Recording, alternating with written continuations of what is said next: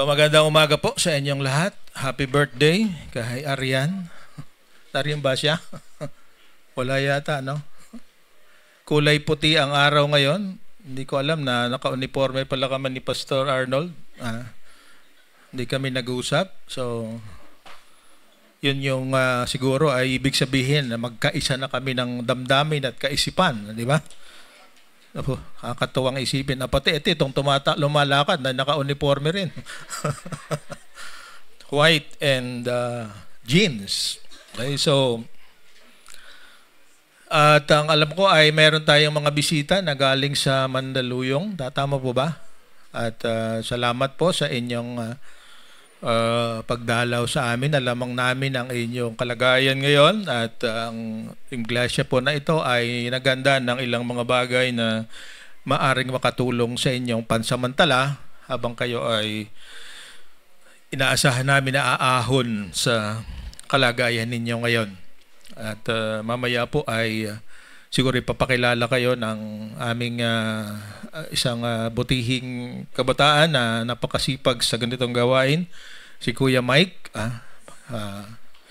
Atin siyang later on ay ating papakilala, kilala ninyo at paborito niyang gawain yung mga katulad ng gagawin natin ngayon. So, pangalawang linggo ng buwan ng Hulyo at ito po ang ating bagong topic ngayong 3 linggong natitira. The requirements of effective ministries. Ano ba yung mga kailangan para maging epektibo o maayos ang ating paglilingkod? Okay, so ang paglilingkod ay iba-ibang klase. Mayroong sa loob ng bahay-sambahan, pero yung simula lamang. Pero ang pinakamalaki at pinakamabuting paglilingkod ay yung ginagawa natin saan man tayo naroon. Sa ating trabaho, sa ating komunidad, sa ating opisina. So, sa loob ng natitirang buwan, linggo, sa Sunday, ay ating pag-uusapan kung ano yung ipinakita at ipinahayag ng Panginoong Hesus na kailangan natin para kasi tayo talagang inaasahan niya dahil ito yung kanyang huling habilin doon sa mga alagad bago siya umakyat sa langit. Sabi niya ay humayo kayo sa lahat ng mga bansa at ipangaral ninyo ang mabuting balita. At ang mabuting balita ay siya nga ang ating tagapagligtas, siya ang ating pag-asa. So ating pag-uusapan ngayong buwan na ito. Ano bang ating layunin? Ating objective ay maintindihan at tanggapin ang katotohanan na ang epektibong paglilingkod ay nangyayari sa pamamagitan ng intentionality o talagang sinasadya. At higit sa lahat ay para sa godly purpose, layunin na para sa Panginoon, hindi para sa sarili. So, kaya alam natin ito yung naririnig natin na kahit mga politiko, ito raw ang kanilang layunin para makapaglingkod. Subalit, natin pag-usapan kung ano talaga ang nangyayari. Meron tayong intentionality o kaya ating talagang pinaplano, iniisip at sinasadya ang ating mga ginagawa para yung ating layunin na makatulong at higit sa lahat maluwalhati ang Panginoon ay matupad. So, sa buong natitirang 2 linggo ng 3 linggo ng Oktubre ay ating Oktubre. Napapabilis tayo sa DS na ang niisip ko. Agosto pala ay pag-uusapan natin yung 8 kabanata ng Luke chapter 8 at ating pong hahalawin yung buong kabanata. Luke up chapter 8, 1 to the last verse which is nasa Luke 20 pala ako.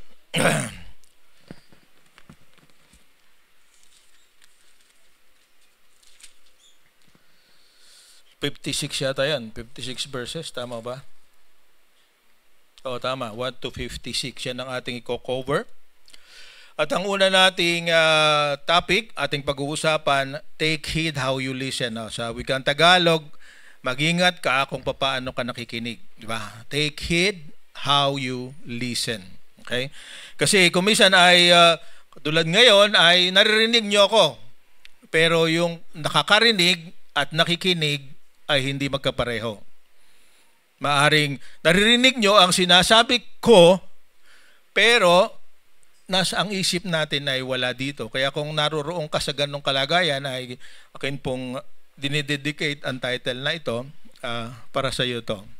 Okay? Kasi pagka lumilipad ang isip mo ngayon, ay hindi tayo magkaintindihan. Higit sa lahat, yung blessing na kasama ng pakikinig ay hindi natin matatanggap. At itong salita na ito ay mismo ang ating Panginoon ang may sabi, kasi doon sa ating babasahin ngayon, ay meron siyang sinabi sa Luke chapter 8, verse 8, okay? The last part, sabi niya, anyone with ears to hear should listen and understand. Oh, hawakan mo nga ang tenga mo. Nariyan po ba? Okay. So kung meron pa, naririyan, ito ay para sa iyo. Sasabi nga nila, ang tao raw na pinapapanaw, ang huling faculty o huling bahagi ng kanyang kakayanan nawawala ay yung pakikinig. Sabi nila yon. At aliniwala ako doon. So ating basahin muna yung ating mga talata na pag-uusapan, at para lalo nating maunawaan ay ating gagamitin ang wikang Tagalog. Okay? So basahin natin Lucas 8 hanggang 21. Mahaba-haba ito. Pero pakinggan natin mabuti dahil itong istorya na ito ay sabi natin yung lahat na ibang sumulat ng mabuting balita o gospel, particular si Matthew at saka si Mark, ay halos eksaktong magkakaparehas ang kinuwento nila.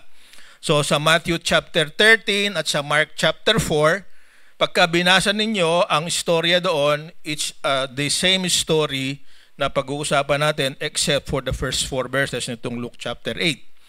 Okay, sabi dito, Luke chapter 8 verse 1, pagkatapos nito, yung pinag-usapan natin sa nung nakaraang linggo, na yung sabi yung babae na pinatawad sa kanyang kasalanan dahil kanyang yung binuhusan niya ng pabango ang paa ni Jesus, at pagkatapos ay yung kanyang luha ay hinuhugasan ng paa ni Jesus. Sa pagkatapos ng pangyayaring na ito ang kasunod na nangyari.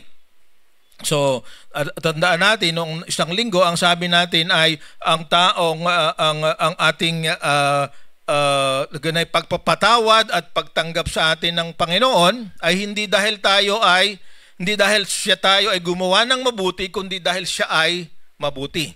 Okay? So yun yung message noong nakalaang Sunday. So ngayon dadagdagan natin, habang tayo nakikinig ngayon ay atin titingnan ng ating sarili, saan ba ako kasali dun sa mga dinescribe o sinalarawan ni Jesus na mga tao, 4 na klaseng tao yon. Kaya ating pakinggan ito at ating gusto kong suriin natin ang ating sarili habang kayo nakikinig. Sino ba ako sa 4 na uri ng mga nakikinig na o nakarinig na sinabi ng ating Panginoon? So basahin natin muna verse 8, 1-4. Pagkatapos nito, nilibot ni Jesus ang mga bayan at nayon sa paligid. Ibig sabihin ito, nasa Galilea pa rin siya. Okay? Na doon siya, ang kanyang headquarters ay doon sa Capernaum. Okay? So nangaral siya at nagtuturo ng magandang balita tungkol sa kaharian ng Diyos. Kasama niya ang 12 at ilang babaeng pinagaling niya sa masasamang espiritu at sa kanilang mga karamdaman. So mayroon ditong mga babae na sa bandang huli ay sa last chapter ng buhay ni Jesus, sila rin ang mga unang babae na nakapalita na si Jesus ay nabuhay na maguli. So sinisingitan ng mga introduction tungkol sa sino kanila. So sino ito? So, sabi niya, pinagaling niya ng masasamang espiritu sa kanilang mga karamdaman si Maria na tinatawag na Magdalena. Mula sa kanya 7 demonyo ang pinalayas. Si Juana o si Joan na asawa ni Kusa na katiwala na Herodes. Ito yung si Herod Antipas, meron siyang na right hand man, si Joanna o si Joan o si Juana ang kanyang asawa, at sumama rin kay Jesus sa kanyang misyon. Tapos sabi dito si Susana at marami pang iba. Alam natin, sa Maria lang ay 3 o 4 ang Maria na nabanggit na kasama nila lagi. At nito ang ginagawa nitong mga babae. Sabi, tinutustusan ng mga ito mula sa sarili nilang ari-arian ang mga pangangailangan ni Jesus sa kanyang mga alagad at ng kanyang mga alagad. So ano ang role nila? Kasama nila ni Jesus sila sa pagbalakbay at sila yung nag-finance. Sila ang nagbibigay ng mga pananalapi na kakailangan nilang gastusin. So medyo alam natin kung gayon itong mga ito ay may kakayanan. Medyo mayroong silang ibibigay. Okay, so bakit ito isiningit ni Lucas? Kasi pagdating ng chapter 9, pag-uusapan na natin yung tungkol sa ginawa naman ng 12 alagad. Sila isa-send out na dala-dalawa. At ang bilin sa kanila, huwag kayo magdadala ng kahit na ano. Kung ano lang meron kayo sa katawan nyo, yun na yun. Okay? At para sila'y masustain, itong mga babaeng ito ang hindi lamang nagbibigay kundi sila ang naggagawa ng fundraising. Yun ang kanilang role. Okay, so tandaan natin yan dahil sa bandang huli, sa susunod na mga linggo ay ating mababanggit uli sila. Okay, so ngayon ang sentro ng ating pag-uusapan ay yung verses 4 hanggang sa 21. Tama ba? Tama yan, okay? So, tutuloy na natin ang ating pagbasa at habang binabasa ay meron din akong interject na mga dagdag na information. Okay, so ang talinghaga tungkol sa mga hasik, the parable of the sower. Siguro doon sa mga matatagal ng Kristiyano ay halos taon-taon naririnig natin ito. Okay? Kaya kabisado natin. Kaya lang habang yung familiarity ko minsan, yun ang naging dahilan kung bakit hindi naiintindihan ng isang bagay. Naging nakasanayan na, so kaya hindi natin binibigyang pansin. Kaya ngayon ay aking hinahamon kayo, sabi nga, take heed and listen, anyone with ears to hear should listen and understand. Kasi pag hindi ay makakatulog kayo. Okay, so hindi natin nahabaan masyado dahil alam na natin. So sabi dito, nagdatingan ang iba't ibang mga tao mula sa iba't ibang bayan at sila'y lumapit kay Jesus. Isanalaysay ni Jesus ang talinghagang ito, parable sa English. May pag-usapan natin, ating papaliwanag pa kung ang ibig sabihin ng talinghaga o parable. Sabi niya, isang magsasaka ang pumunta sa bukid upang maghasik, so magtanim, di ba? Sa kanyang paghasik may binhing nalaglag sa daan, natapakan ng mga tao at tinuka ng mga ibon. Okay, so itakbo ng ating isip, ito yung nangyari, di ba? Una, sabi niya, may binhi namang nalaglag sa batuhan at tumubo. Ngunit agad na natuyo dahil sa kakulangan ng tubig. May nalaglag naman sa may damuhang matinik at nang lumago ang mga damo, sinakal nito ang mga binhing tumubo roon. Verse 8, mayroon namang binhing nalaglag sa matabang lupa, ito'y sumibol, lumako at namunga ng tig-100. Okay, meron sa Matthew at sa Mark ay merong 30, 60, 100. Yung dagdag na detalye.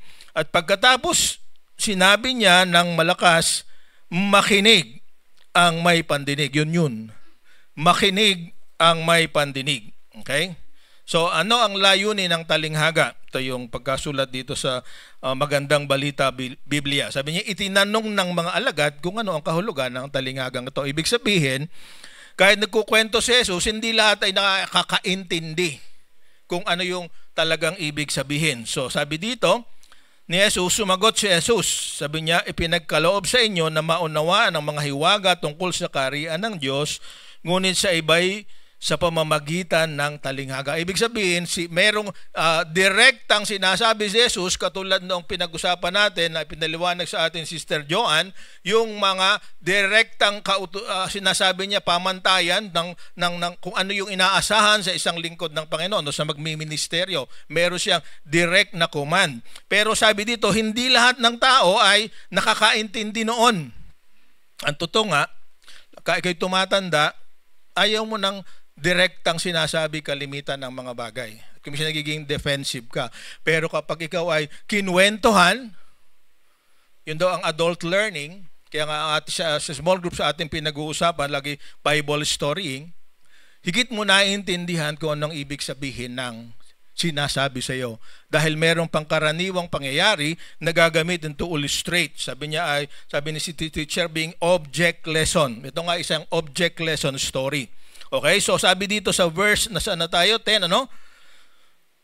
Sumagot si Jesus, pinagkaloob sa inyo na maunawa ng mga hiwaga tungkol sa kaharian ng Diyos, ngunit sa iba'y pamagitan ng talinghaga. Nang gayon, sabi, tumitingin man sila ay hindi sila nakakakita at makinig man sila ay hindi sila nakakaunawa. Okay, so yun yung sabi ni Jesus, okay? So ngayon, dahil tinanong ng mga alagad, nung sila na lang, siguro yung 12 plus yung mga babae, sabi niya, ito ang kahulugan ng talinghaga. Okay? Ang binhi ay salita ng Diyos. Tandaan natin yun. Ang binhi ay salita ng Diyos. Sabihin mo nga, ang binhi ay salita ng Diyos. Okay, yan, gising pa. Okay, so, ang mga binihing nalaglag sa daan, sa tabi ng daan, ay ang mga taong nakikinig. Dumating ang dyablo at inalis nito ang mga salita mula sa puso ng mga nakikinig upang hindi sila manalig at maligtas. Oh. Makikita natin dito yung ginagawa agad ng dyablo. At sa alam natin sa John 10:10, ang sabi niya, ang dyablo ay nagparito para sumira, pumatay at magnakaw. So ito yung karugtong na sinasabi ni Jesus. Kaya merong mga bini na nalagay sa daan, sa tabi ng daan, ibig sabihin sa amin doon ay sampid, di ba? Nasampiran lang siya. Okay? Ibig sabihin hindi intentional napunta, dinala ng hangin, doon bumagsak. Okay? So ito yung istorya, okay? At verse 11, sabi niya, ang mga nalaglag naman sa batuhan ay mga nakikinig ng salita at tumanggap nito ng may kagalakan, tuwang-tuwa ng marinig, ngunit hindi ito nag-ugat sa kanilang mga puso. Sandali lang silang naniwala, kaya't pagdating ng pagsubok, sila ay tumitiwalag. Okay? Yan yung pangalawang klase, sabi ay sa batuhan. Ibig sabihin may lupa sa ibabaw, bato sa ilalim, walang pupuntahan yung ugat, kaya pag uminit, natutuyo. Okay? Tumiwalag ang sabi. Verse 14, ang mga nahasik naman sa may matitinik na damuhan ay ang mga nakinig sa salita ng Diyos, ngunit nang tumagal, nadaig sila ng mga alalahanin sa buhay at ng pagkahumaling sa kayamanan at kalayawan. Dahil dito, sila'y hindi nahihinog ang kanilang mga bunga. So, yun yung pangatlong klase. At ang panghali, sabi niya, ang mga nahasik naman sa matabang lupa ay mga nakikinig ng salita ng Diyos at nag-iingat nito sa kanyang pusong tapat at malinis at sila'y namumunga dahil sa kanilang pagtitiyaga. Okay, so yun yung apat. Pinaliwanag ni Jesus, walang question kung anong ibig sabihin. So ito yung apat na uri raw na tinataniman o apat na uri ng lupa. Okay? So, kasunod nito, may isa pang bagong talinghaga, yung verse 16 to 18. Ang sabi niya, walang taong nagsisindi ng ilaw at pagkatapos ay tinataklawan ng banga o kaya itinatago sa ilalim ng higaan. Sunog yun, di ba? Oh, tama. Napabilis yata ako. Okay, so, pagka nagsindi na ilaw o nilagay mo sa ilalim ng kama, sunog. Okay, so, sa halip, inilalagay niya sa talagang patungan upang magkaroon ng liwanag para sa mga pumapasok sa bahay. Walang natatago na di malalantad at walang lihim na di mabubunyag. Okay? Kaya pagbutihin ninyo ang inyong pakikinig. Di ba? Ulit na naman, pakikinig na naman. Okay? Sapagkat ang mayroon ay bibigyan pa, ngunit ang wala ay aalisan pati ng inaakala niyang nasa kanya. Yun ang mabigat, di ba? Pag ikaw hindi marunong makinig, yung meron ka na, babawiin pa. Okay? Ayun yun, di ba? Akin na to, bakit babawiin mo pa? Okay, so sabi niyo sa mga ganon, madaya. Okay, so pero hindi ganon ang Panginoon. So sabi niya ngayon, pagkatapos niya ikwento, ito yung nakakagulat sa iba, ayaw nila itong panaywala, ito yung tinatago nila. So may komentary agad ako. Sabi niya, ang ina at mga kapatid ni Jesus, di ba? Marami sa atin nakakaalam si Jesus ay walang kapatid. Kapatid ka ni Jesus dahil anak ka ng Diyos, pero puwera pa sa iyo, may kapatid ka na anak mismo ni Jose at ni Maria. Ito yung isang katotohanan nito. Sa Matthew chapter 12 ay sinabi rin ito. Sabi sa Luke chapter 8, sabi ito, 19, sabi niya, dumating ang ina at mga kapatid ni Jesus. Ngunit hindi sila makalapit sa kanya sa dami ng mga tao. Kaya't may nagsabi sa kanya, nasa labas po ang inyong ina at mga kapatid, nais nilang makita kayo.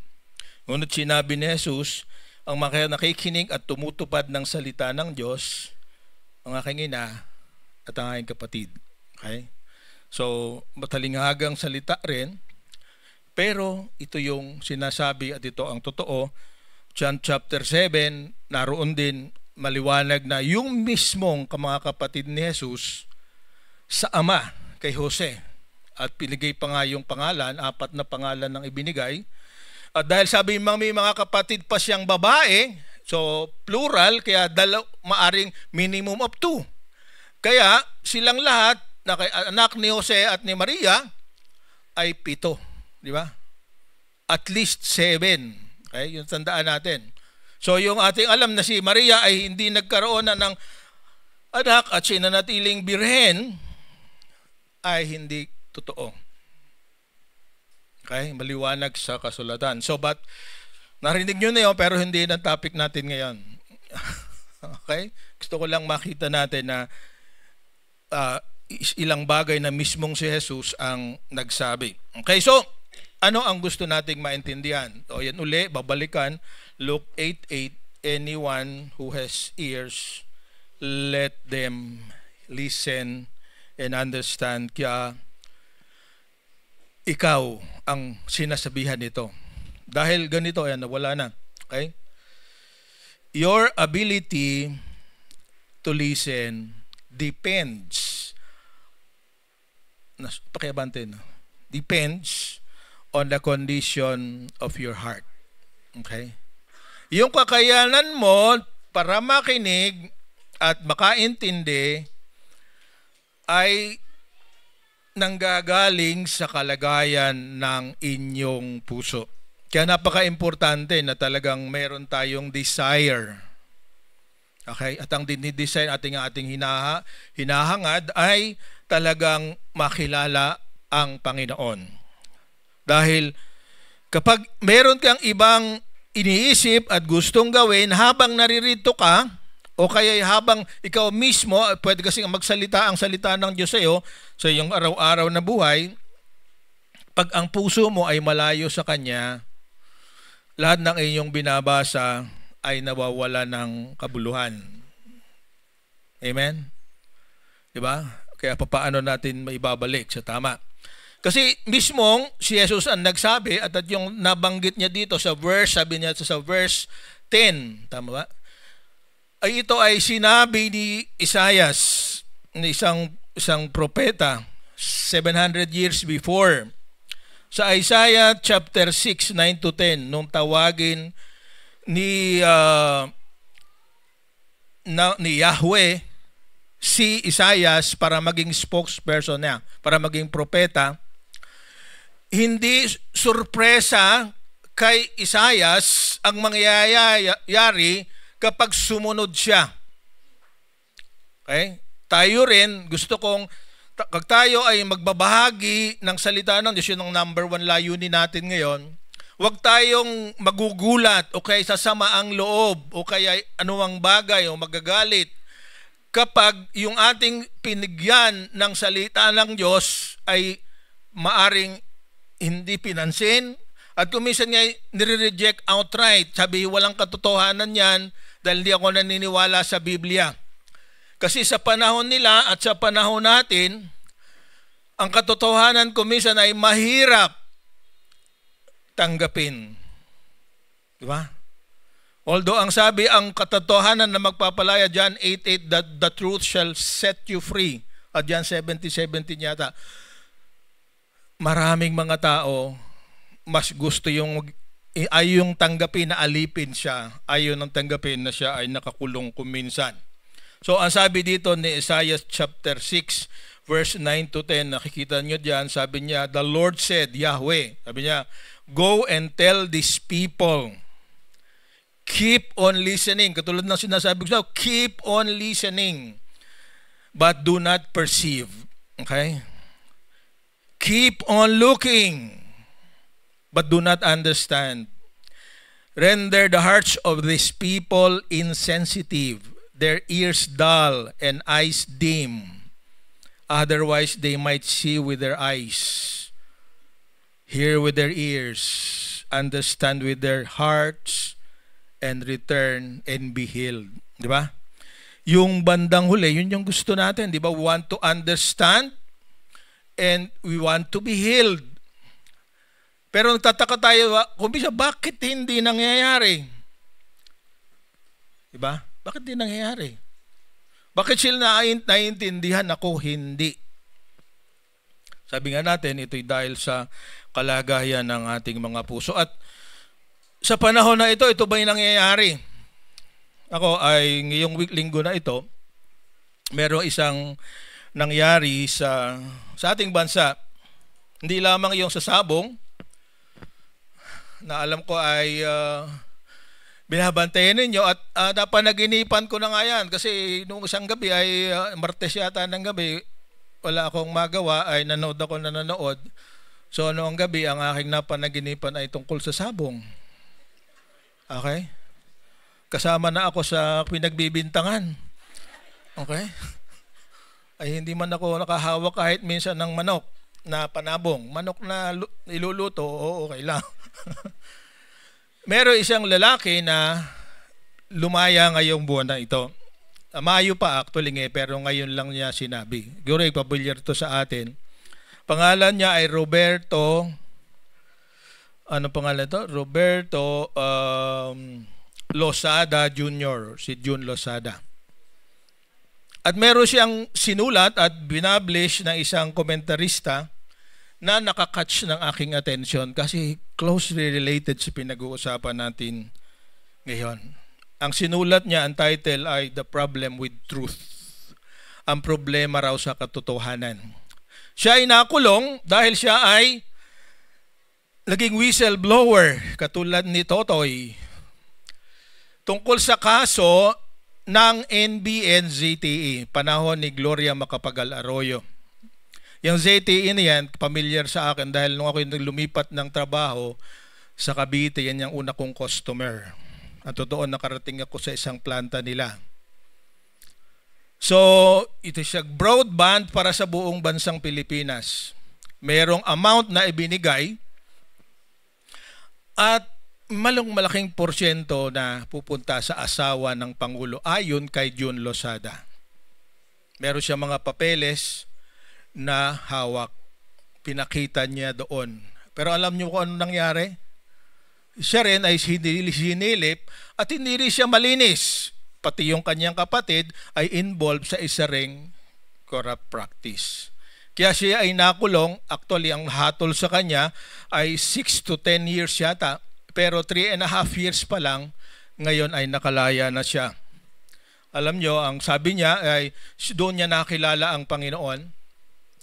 At siya ay naging mayor kaagad doon for 6 months doon sa tagito sa yung mahigpit, yung maximum security. Pero after 6 months, dahil maganda yung ginagawa niya, siya ay lumabas doon sa medium.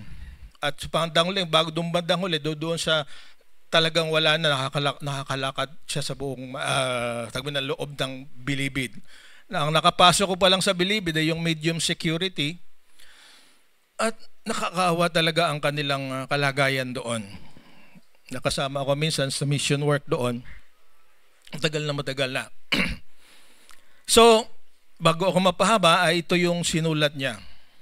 Nanindigan siya sa katotohanan, pero hindi siya malinis, kaya nadamay din siya sa paglabas ng katotohanan at ang nangyayari siya ay nakulong. At ngayon, siya ay actually doon sa, kaya siya naging, nakilala siya at paborito niyang writer at author ay si A.W.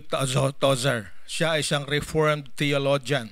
At ang kanyang sinulat na ito, babasahin ko sa inyo, ay may napakalaking kaugnayan doon sa sinabi ni Isaiah chapter 6, 9-10. Bakit ba kahit makita natin ang katotohanan, kung minsan tayo alinlangan na makisanib sa katotohanan? Okay? Kaya nga pati yung mga senador na sabi Kristiyano raw at nanginindigan sa linggo-linggo ay nasa simbahan. Kilala ko at alam ko yung may mga kasama tayo dati, kasama nila sa church ngayon. Ako'y nalulungkot para sa kanila. Hindi ko sabihin ng pangalan, pero kababayan ng pastor. Okay, so ganito. Sabi ni John Losada, the problem with truth. Basahin niyo, pakinggan niyo ako. At be patient with this. Sabi dito ni John Losada, the truth shall set you free. Free from anxiety and burden of sin, but it brings problems of another kind. So, ibig sabihin, kapag nanindigan sa katotohanan, hindi natatapos ang iyong problema. Sabi ni John Losada, human society rewards lies with wealth, power, and fame. It makes a person pay for his love of truth, and that creates problem for him. He becomes a target for every kind of opposition from those who profit from lies. From the casual insult of those who envy his righteousness, to the carefully planned conspiracy of those who are threatened by the light he brings. The problem this creates for the man of truth is how to be patient when all his natural instincts urge him to strike back with every weapon and ability at his command. Another problem of the man from whom God illuminates with truth is his eyes. He is given a new pair of eyes that see through the darkness the devil has cast over the world. Those blinded by this darkness resent his claim to sight. They will go to any length to discredit him. The claim. The last problem of the man who loves the truth is the humility and courage that allow him to speak and act boldly of his spiritual and moral rectitude. It is misinterpreted as fake news by followers of the dark lords who are kept poor, hungry, and ignorant, thus remaining deaf and blind to the truth. Others who can hear and see the man of truth are paralyzed into submission by fear of the enemy of truth. Sooner or later, this will get the man of truth into trouble, most often alone. But the man of truth accepts these problems as opportunities to love and serve God more. He turns these problems into a footstool to step on as he scales greater heights to pick the blessed fruits of truth, bringing glory to God's kingdom on earth as it is in heaven. This is to encourage truth lovers to carry on with this life of truth, telling them that living in the truth is not a bed of roses. It is filled with insults, difficulties, and dangers. But truth lovers welcome this problem as part of the territory of living in a world ruled by evil, knowing fully well that these challenges are nothing but footstools in gaining height to pick the divine fruits that endure for ages, for God's kingdom here on earth as it is in heaven. Habang pinabasa ko ito, it's the same thought na sinasabi ni Jesus dito sa ating talinghaga ngayon. Diba? Ang may kakayanan na magkaroon ng mabungang buhay ay siya lamang na may tapang at tatagan para ipamuhay ang katotohanan. That's the good soil. So, ang totoo, kahit hindi ko nabasahin siguro yung lahat ng iba pa, alam na natin ito. Pero just paalaala sa atin yung mga talinghaga, parable, di ba? Ang parable, sabi diyan, is a transliteration of the Greek word parabole, which means something thrown alongside. Siyang isang bagay na itinatapon sa papunta sa iyo sa iyong tabi. Kaya ang mga istorya na ito na pag-uusapan natin, marami pang iba. There are 48 parables of Jesus. 1/3 of His preachings are in parables. Kaya talagang hindi ito ang kagandahan kasi na istorya, ito hindi tatalo sa panahon. Hindi na ito nadadaig ng kalagayan mo ngayon. Yan ang kagandahan. Sabi niya, telling parables is an art of teaching through a story about familiar circumstances or events to communicate unfamiliar things, even supernatural things. Kaya nagdahilan sa akin kung bakit kinopya ko ito talaga nang mabasa ko yung istorya niya. Dahil ang istorya niya isang patotoo na tayo nabubuhay sa isang mundo na talagang controlled by evil. Pero ang blessing, sabi naroon sa mabuting lupa. So sabi niya, nabanggit ko na yung 1/3. So sabi ng iba, a parable, ang santalinaga ay istorya ng mga karanasan at pangyayari na pamilyar sa atin pero may kahulugan na spiritual o divine meaning.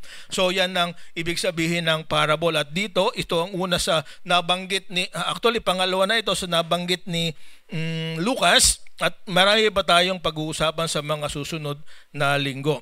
Okay? So tuloy natin ang ating paano ba natin maririnig at maintindihan ang talinhaga. Sabi niya, 2 bagay para tama ang ating pagkaintindi sa talinghaga. Sabi niya, the willingness to understand and spiritual discernment. Okay? Hindi natin maiintindihan ang mga kwento sa Biblia kung talagang hindi natin sasaliksikin at aalamin ang kalhulugan. At ang pagkaintindi natin, babalikan ko, sabi, depende sa kalagayan ng ating mga puso. Okay? Dahil nga, maiintindihan lang ito sa pamamagitan noong kapangyarihan ng Espiritu Santo. Kaya napakaganda yung awit kanina na tungkol sa Come Holy Spirit. Come Holy Spirit. Kasi kung wala ka sa Espiritu, hindi mo maintindihan anumang kwento na ibinigay ng Panginoon at anumang kwento na pinag-uusapan natin ngayon. So that these are the factors. Kailangan talagang meron tayong teachable spirit, because without that, ating kakalabanin ang mensahe at higit sa lahat, yung kabaligtaran ng inaasahan ng Diyos na response natin ay siyang mangyayari. So, ang talinghaga, hindi ko na uulit-ulitin. Yan, okay? Nariya sinabi ni Jesus, binasa ko na, the seed is the word of God. Ang ating ipapahayag ay ang salita ng Diyos. Actually, hindi ko nabanggit. Nabanggit ko na kanina na ang ginagawa ni Jesus, piniprepare ang kanyang 12 alagad para hindi sila magulat. Kaya nga, walang iba silang bibigay sa mga tao kundi ang mabuting balita. Pero yung mabuting balita para sa kanila at mabuting balita sa atin na magkaiba na. Ang mabuting balita sa mga Hudyo noon, dumating na ang Mesiyas. Si Jesus ngayon, mapakilala nila. Pero ang problema, yung kanilang inaasahang Mesiyas, ang tagapagligtas, ay hindi yung inaasahan nila. Ang tagapagligtas na inaasahan nila, pati na yung 12 ay isang lalaki na tatayo bilang hari at dadaigin ang Roma at sila'y papalayain. Pero alam natin, iba ang dahilan kung bakit pumarita si Jesus.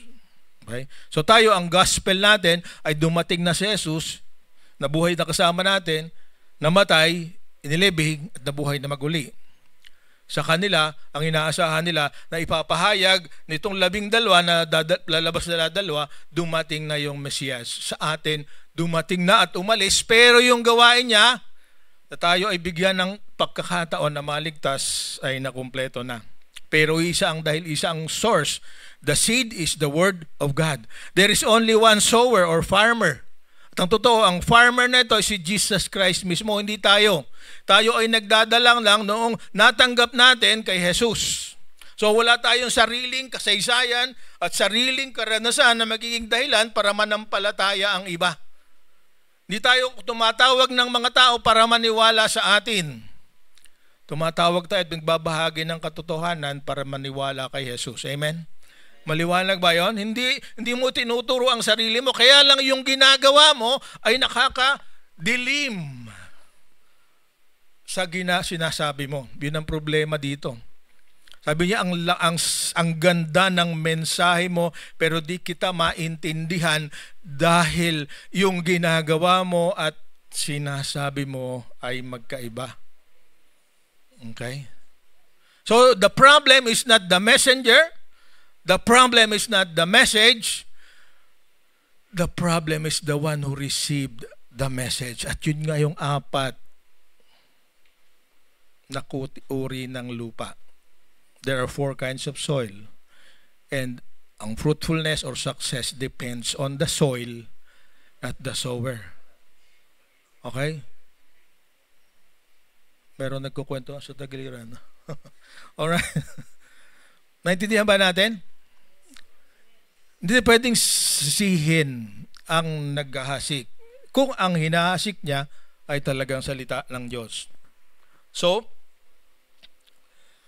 the 4 kinds of soils, ano ba yung 4 na uli?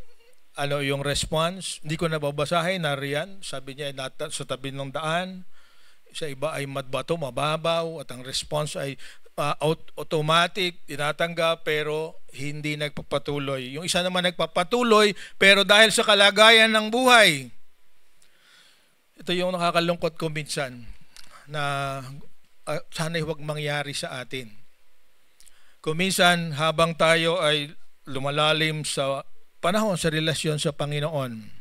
Pero kapag ang ating hinihintay at ang ebidensya ng ating relasyon sa Panginoon, yung kasaganan, yung riches, yung fame, at everything na pwedeng mangyari kapag meron kang kaugnayan sa Panginoon, sabi dun sa Among the Thorns, kalimitan natatakpan ng relasyon sa Panginoon at ang nangyayari, hindi ka rin nagbubunga dahil ang bunga ay pansarili. Maglilingkod lamang kapag yung kanyang ginagawa ay merong pakinabang. Pero kapag walang pakinabang at higit sa lahat, gumising nga dahil sa dumami ang pakinabang, nakikita yung pagpapala, pero yung nagbibigay ng pagpapala ay nakakalimutan. Yun yung pangatlong uri ng lupa. Okay? Absent siya ngayon, di ba? Absent siya ngayon yung pang class 3. Naririto yung good soil. Okay? Bakit ka good? Because Jesus made it good. Sabi, the Holy Spirit. Kaya napakaganda nung if the Holy Spirit is in you, you are a good soil. Pero kung wala ang madal na espiritu sa iyo, yung tatlong mauuna. Okay? Kasi ito yung merong mga doctrinal na pag-uusapan, kaya parang hindi na masakop ng ating pinag-uusapan yan, hindi ko na-discuss. So gusto kong makita natin na isa sa mga yan, o higit pa sa isa, ang kalagayan ng bawat isa sa atin. Pero narinig mo ang salita ng Diyos, yun yung verses 16 to 18, pinayagan ng Diyos na marinig niya ang salita mo. Niya pala, dahil gusto niyang mag-multiply ang binhi, magkaroon ng tandaan natin, lahat nagpatanim, ang gusto ay mag-aani. Okay? Ako, for once in my life, nakapagtanim din ako ng palay. At pinapasalamatan ko yung pangyayari na yon. Pagkatapos kong maghasik, magtanim, mag-araro, nabanggit ko na sa inyo, doon ko lang naramdaman na balta ko na tatay ko dahil inaabot ako ng ulan bago ko natapos yung pag-araro. Nagkasakit ako, taas na lagnat. Ang pinakamalaking karanasan na hindi ko makalimutan, nagising ako ng tatay ko ang nagbabantay sa akin. Yung maalala ko yun, Tulad ngayon, naiiyak pa rin ako. Kasi mabagsik talaga ang tatay ko. Iba kanyang disiplina. Pero yun nga, nakita ko kung ano ang gusto niyang karakter na multiply sa aming magkakapatid. Ang tatay ko kasi sa lahat ng magkakapatid, siya lang nakapag-aral ng high school. Lahat ay hanggang grade 6. Naglayas pa siya para lang makatapos ng pag-aaral. So, yung desire to really learn and to continue learning hanggang sa panahon na ito, nasa akin. Hindi mawawala. Sana kayo rin. Hindi ako masaya nakikinig kayo sa akin. Kasi hindi niya man ako naintindihan. Mamaya ng konti, 10% lang mausap niyo. Pero kapag kayo mismo ang nagbabasa nito at inihiling niyo sa Holy Spirit na ipaliwanag sa inyo, mangyayari yung multiplication ng seeds. Amen? Sa yung mga nagagalit sa akin dahil pinatatayo ko dito, kayo magalit. At kahit magalit kayo, hindi magbabago isip ko. Kasi alam ko meron na sa inyo na kailangang maibahagi sa iba. Amen? So, anong sinabi dito? Pag kayo nakatanggap ng isang ilaw, liwanag, huwag mong itatago. Diba? Yun ang sabi sa 16:18. Diba? 16 to 18. Ang tamang tugon, pag meron ka naintindihang bagay, ay ibahagi mo sa iba dahil baka mali rin naman yung pagkaintindi mo. Diba? Yun ang pakinabang doon eh. Pero pag sinarili mo at gagawin ng pamantayan ng buhay mo, hindi mo na-verify sa iba, baka maligaw ka na. Okay na makarinig ka sa Diyos. Pero yung narinig mo, kailangang i-certify ng iba na talagang yun ang sinasabi ng Diyos sa'yo. Yun ang matinong response. Kaya kailangan ilabas mo. So kung meron kang hindi masyadaw naintindihan, kailangang malaman ng iba. At pagkatapos, pag naging magkatulad ang inyong pagkaunawa, maaring tama na yung intindi ninyo. Pero pag sinabi niya, oo, sa akin din ng iba ay hindi, kailangang humanap kayo ng isa pa na magpapaliwanag talaga. That's learning. Kasi yung mga minadiskubre na marami ay naging ipinahayag ng iba. Katulad noong mga nagsasabi dati na the earth is flat, di ba? Nakuha pa yan. Sabi yun ang doktrina ng simbahan. Sabi ni Galileo, the earth is round. It's a sphere. Alam niyo ang nangyari? Si Galileo ay tanggal sa kanyang simbahan. Is called heretic. Pero kung sinarili ni Galileo yung kanyang natagpuan, hanggang ngayon, wala pa sigurong maglalakbay kasi baka mahulog ka doon sa kanto. Di ba? Kasi narito ka sa flat. Yung pala dulo, dito na. Sigurado, yung barko mo, mapapahamak, laglag. Pero wala pang ganun, di ba? Dahil the earth is round.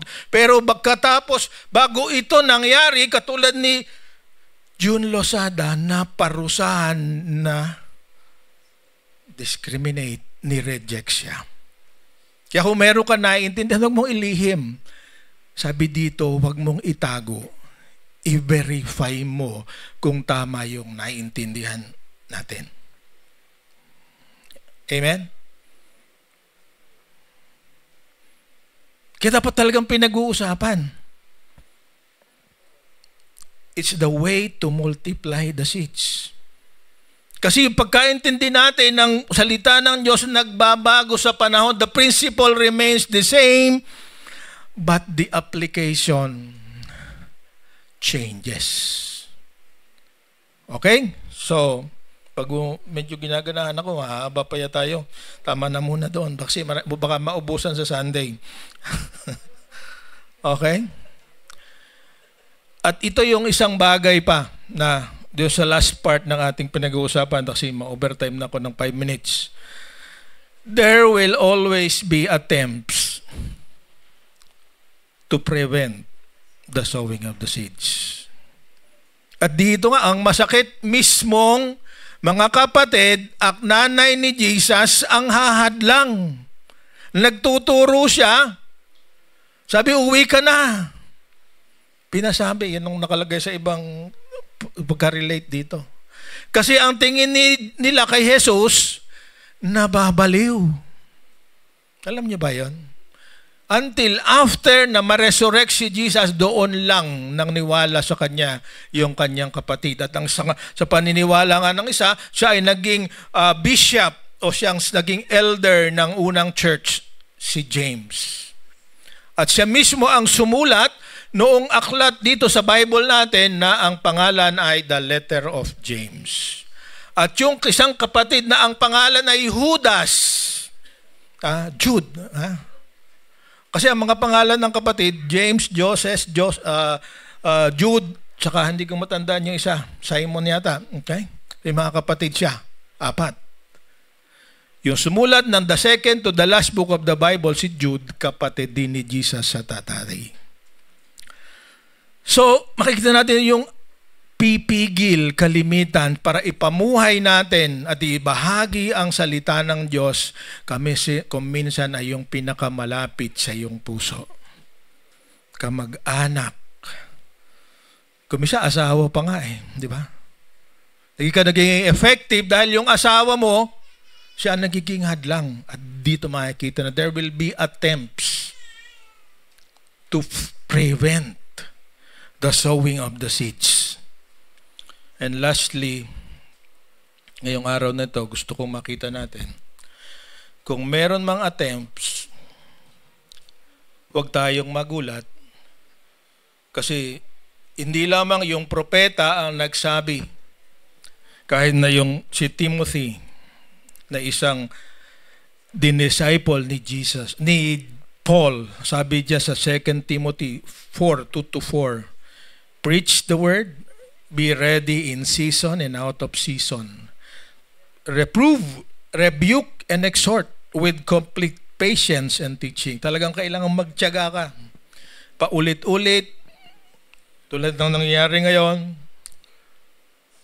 At kung minsan hindi nga nakikinig o iba ang pagkaintindi. Sabi dito kasi, for the time is coming when people will not endure sound teaching but having itching ears, they will accumulate for themselves teachers to suit their own passions and will turn away from listening to the truth and wander off into myths.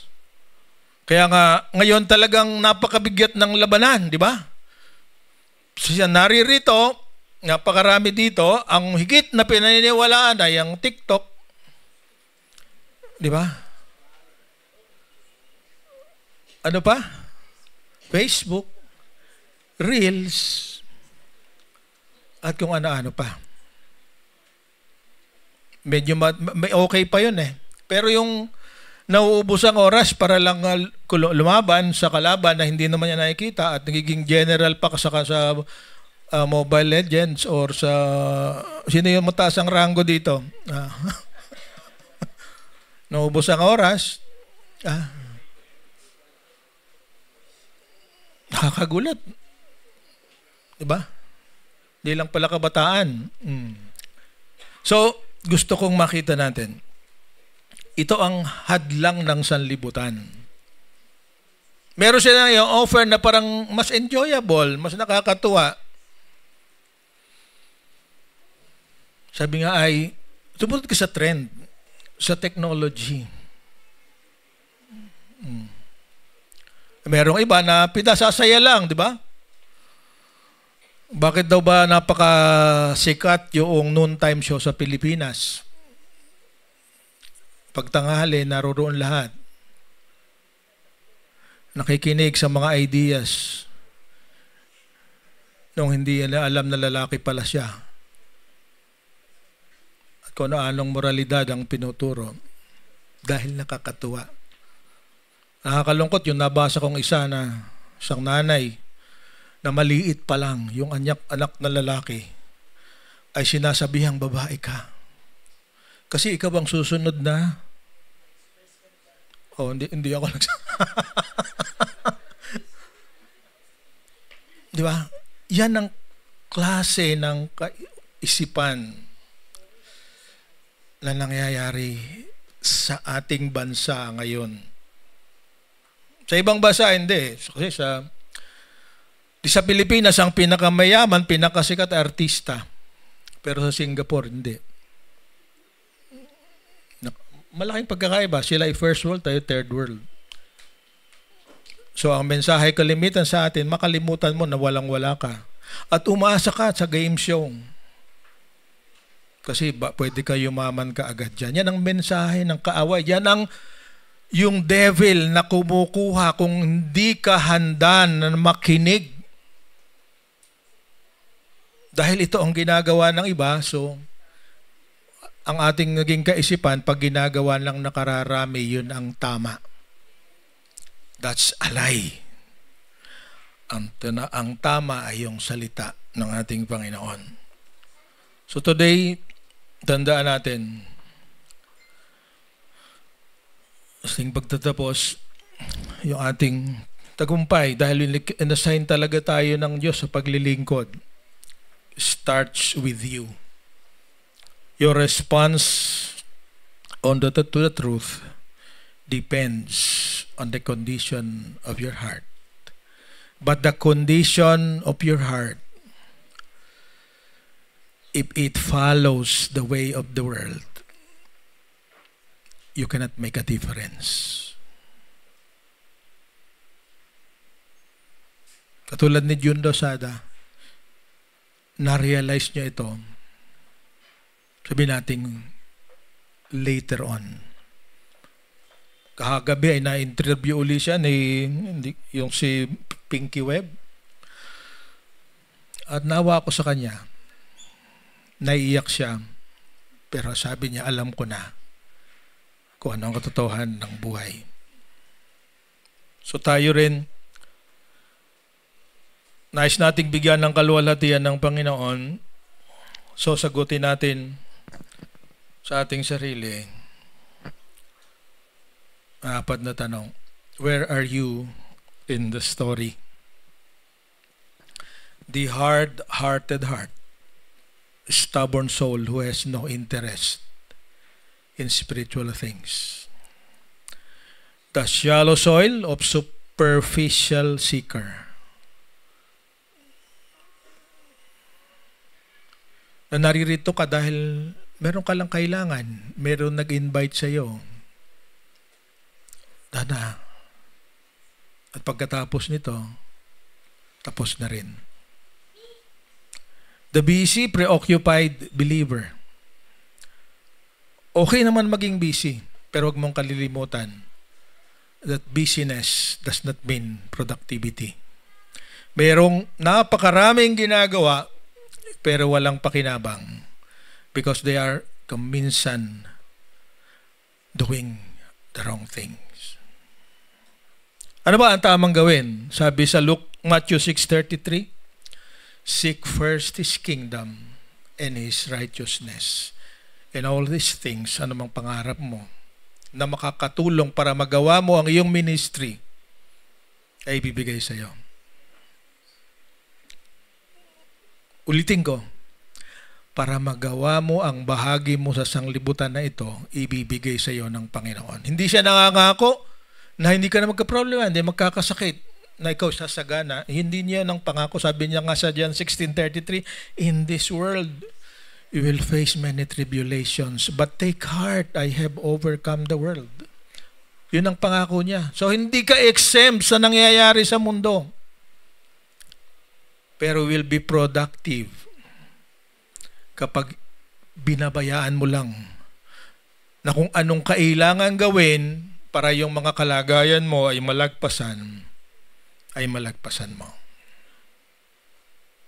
Pero kung yan ang magiging dahilan para tatalikuran mo siya, kawawa ka naman. So, yan ang iwanan nating paalala ngayong araw na to. Isa sa apat na naririyan o higit pa sa isa, maaring ikaw yon. Pero kung gusto mong magsimula sa araw na to, sabi niya ay huwag mong patigasin ang iyong puso. Kung naririto ka, hindi aksidente dahil ginila ka ng Panginoon sa lugar na ito, sa araw na ito, kasi gusto niyang marinig ito. Na ang solusyon sa iyong problema ay hindi pagpapakabait, kundi pananampalataya. Na ang sikreto ng blessing ng Panginoon ay yung sundin. Sabi dito, narinig mo sa buhay mo. Nalaman mo na si Kristo ang tagapagligtas, wala na iba, tanggalin mo na yung iba. Kasi sobra. At baka pag marami hindi mo maintindihan kung sino susundi sa kanila. Pero mayroong isa na nangako, I am the way, the truth, and the life. No one comes to the Father except through me. Sa kanya maniwala. Dahil siya rin ang namatay, binayaran niya ang iyong kasalanan. Di mo na kailangan ng iba pa. Iisa lang. Hindi mo na kailangan ng maraming simbolo, hindi mo kailangan ng maraming tradisyon. Walang masyadong bawal. Kasi hindi man importante sa iyo ang bawal, ang importante sa iyo ano yung totoo. Diba? Napakaraming bawal sa atin. Lalo pag Holy Week. Diba? Pero isa ang kailangan. Sabi ni Jesus, kilalanin mo ako bilang Panginoon na tagapagligtas. Doon ka magsisimula. Pag nagsimula siya, sabi sa Philippians 1:6, and whatever He has started in you, He is faithful to complete it. But He is faithful to those who are faithful, and even to the unfaithful. Kung ikaw ay naliligaw, pwede kang bumalik. Ang prodigal son ay hindi lamang yung hindi pa nakakilala sa Panginoon. Ang prodigal son is someone who is a son but turned away from the Father.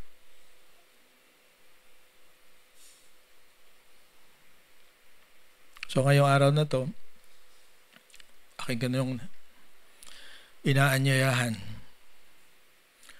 Kung naintindihan natin ang mensahe ng ating Panginoon, sana kung nasaan ka man ngayon, suko mo sa Panginoon, aayusin Kanya. Kung ikaw yung tao na masaganang masagana, nakikita mo na magiging priority mo yung papaano palalawakin pa, walang masama doon, basta huwag mong kalilimutan ng Panginoon. Kung ang paniniwala mo, ikaw ay meron ng bini na nagsimula, pabayaan mo na ang iglesia na ito. Tulungan ka na. Kung anumang malalim sa ilalim at matigas na puso o kaya bato na pwedeng maging dahilan ng iyong pagkaroon ng pagtalikod, bubungkalin sa small groups natin at tuturuan ka lumago. Higit sa lahat, kung tinanggap mo si Kristo, the Holy Spirit is already in you. So yung mga bagay na akala mo imposible ay magiging posible. Take heed how you listen. Huwag mong sayangin ang araw na ito. Lahat tayo makasalanan. Ako makasalanan. Pero nang kilalanin ko si Kristo, hindi na niya binibilang ang aking mga kasalanan. Tinuwid niya akong maturid. At yun ang mangyayari sa iyo. Habang itinutuwid niya yung iyong paniniwala na ikaw'y makasalanan, siya ang gagawa ng paraan para di ka na magkasalang muli. So tayo tayong lahat. Maring hindi ang sa atin, narinig mo ang istorya